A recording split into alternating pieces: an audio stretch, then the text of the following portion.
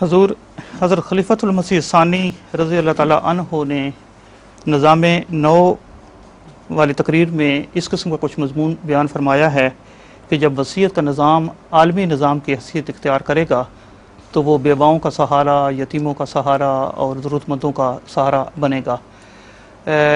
حضور کے خیال میں یہ کب وقت جو ہے ممکن ہے؟ یہ تو احمدیت کے غلبے کے ساتھ اس کا تعلق ہے۔ جی، جب ایسا غلبہ جس میں مالی نظام احمدیت کے نظام کے تابع بنایا جائے، احمدیت کے با اختیار لوگ مالی نظام پر قدرت رکھتے ہوں، اس کے بغیر تو ممکن نہیں ہے۔ اور یہ جو وصیت کا نظام ہے، یہ ضروری نہیں کہ بہن وہی شکل اختیار کرے، اس کے بغیر بھی عالمی نظام وہ رنگ اختیار کر سکتا ہے۔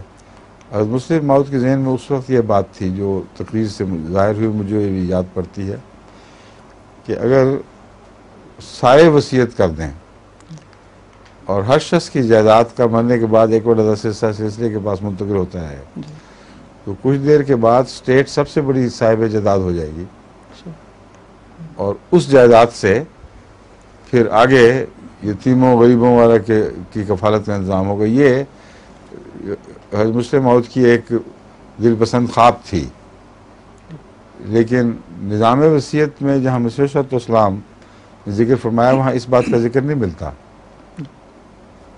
مسلم موعود کی عادت تھی اچھی باتیں سوچتے سوچتے بہت دور چلے کہتے تھے میں بیماری میں بھی لیٹے لیٹے بڑے بڑے پھر تخمیدیں بنا لیتا ہوں۔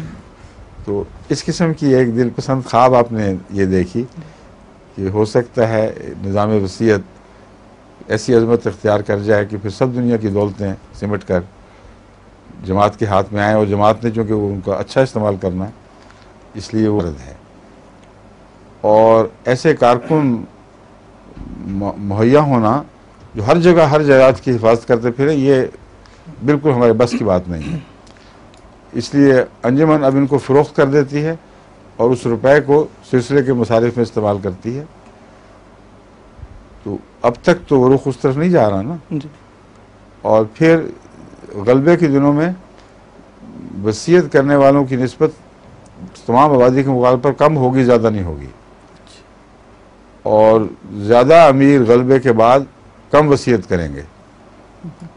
ابھی بھی امیروں کے لیے وصیت کرنا مشکل ہے، کیونکہ واقعتاً 10واں حصہ نکال دینا بہت بڑا کام ہے۔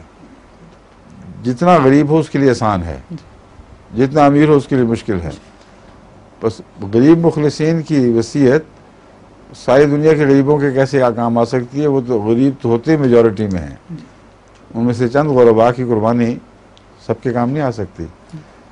اس لیے یہ ساری باتیں ہیں، اس کو بے وجہ ان باتوں کو الہامی سمجھ لینا، یہ ایسی پیشگوئیاں جن کی بنیاد قرآن و حدیث میں ہو، یہ درست نہیں ہے۔